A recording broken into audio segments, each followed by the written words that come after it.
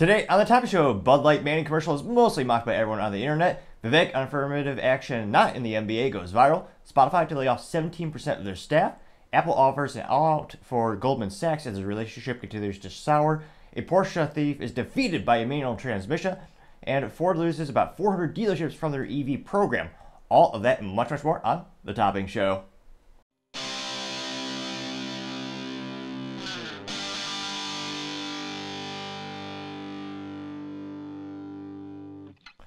Thank you everyone for taking the time to tune in today. Today's episode of Topping Show is sponsored by Topping Technologies.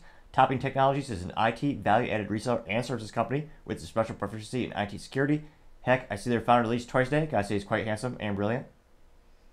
He's me, see, that's a joke. If you're an IT leader or a business owner, you can reach the team at sales@toppingtechnologies.com. We're also trying to get to 4,000 subscribers by the end of December, so if you click that button, I'd really appreciate it. Now, going over to the business part of the podcast, you have Spotify to lay off 17% of their staff, which is also marking the third time they've had to have layoffs in 2023. This, as the ad revenue in pretty much every form of entertainment continues to dwindle down to less and less and less, and the rivalship between Spotify to be the top podcasting company heats up while you have SiriusXM saying they're going to go all in, investing hundreds of millions of dollars in their platforms. It'll be interesting to see how much can Spotify really pull ahead. They're paying so much in royalties to these companies that actually own the music. At what point can they really grow as a business? They recently, just very recently, started to show a profit. So they're going in the right direction overall. Now, going specifically back to this staff cut, this comes to us thanks to a little LinkedIn article by the name of Jessica Hartogs. And she noted that the Stockholm-based music streaming business said that it would cut about 1,500 people, which equated to about 17% of the current staff levels. This cut will be made across the company.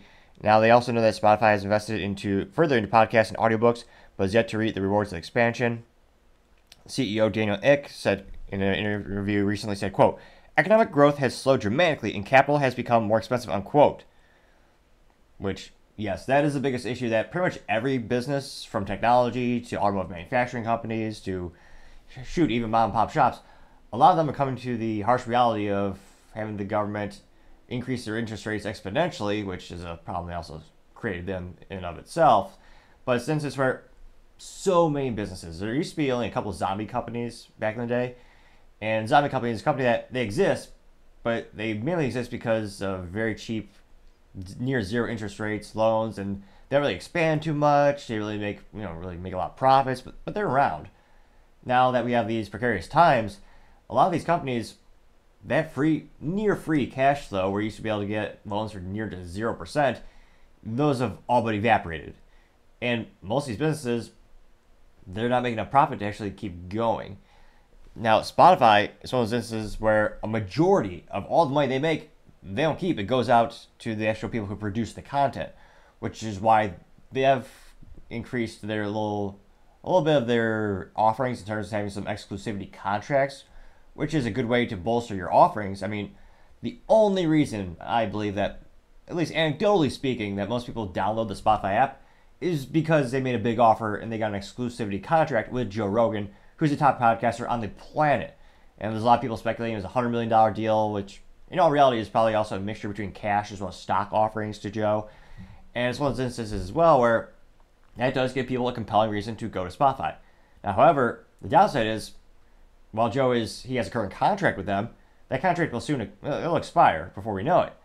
And when that comes, he has a lot of negotiating power because he is the biggest, he is the best, he's the biggest draw to the platform. They didn't organically grow that talent from within the company. It's not a made by Spotify. It was just a rights deal and a hosting deal. So when that comes to fruition, when a contract's about to expire, Joe could go anywhere. Or if he feels so inclined, he could build out his own infrastructure.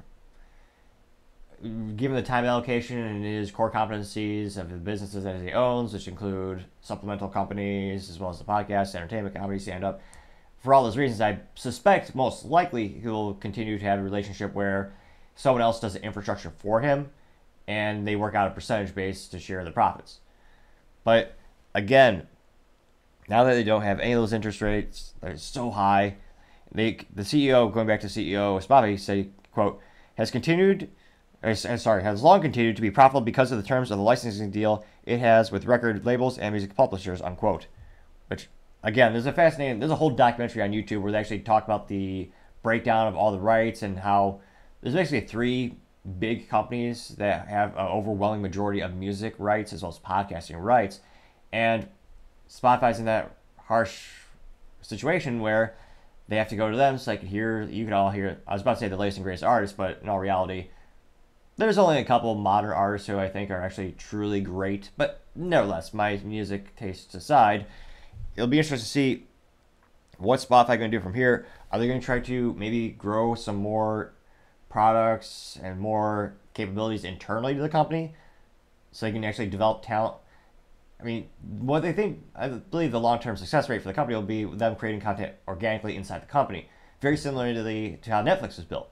Netflix originally was just a pure distribution mechanism, first rising to fame because of DVDs and then streaming. And it's an instance where, again, they're paying, I believe last time they got the licensing deal for Friends, a very popular comedy, is an instance where it's about $100 million for that one show alone, just to have the rights to stream it on their platform. But then Netflix decided, well, we want to start producing content, which again gives an additional incentive to go to that platform if you like that content. And they've had some hits throughout the years in that regard. So I suspect if Spotify really wants to grow, develop, and really start to move away from these deals that they're keeping them afloat. I mean, they're not going out of business, don't get me wrong. But with the current breakdown of how little of the rights or how little the streaming revenue they get to keep because it's owned by a third party, they need to start building out their internal capabilities, internal infrastructure in that regard. But let me know in the comments, do you think that they'll actually do that? Or do you think they'll continue to struggle as a streaming company when many people see streaming as a commodity and they usually go to platforms based on the exclusivity contracts they do have, or in some cases do not have, and they don't go there. So it'll be interesting to see what the future holds for Spotify, but they're in a tough situation. I mean, they only recently just skirted a little bit of a profit, which is great. You know, long term, most businesses fail. Strike that. Many businesses over time do reach profitability. It'll be interesting to see what's the long term impact of Spotify, and can they grow enough talent internally to offset the, not losses, but the much less profitable deals where they have to have the Lady Gaga, Jay-Z, Banana Pop, whatever they call their albums these days, on the platforms so that people listen to the new stuff. Well, fascinating to see, but as I always say, time shall tell.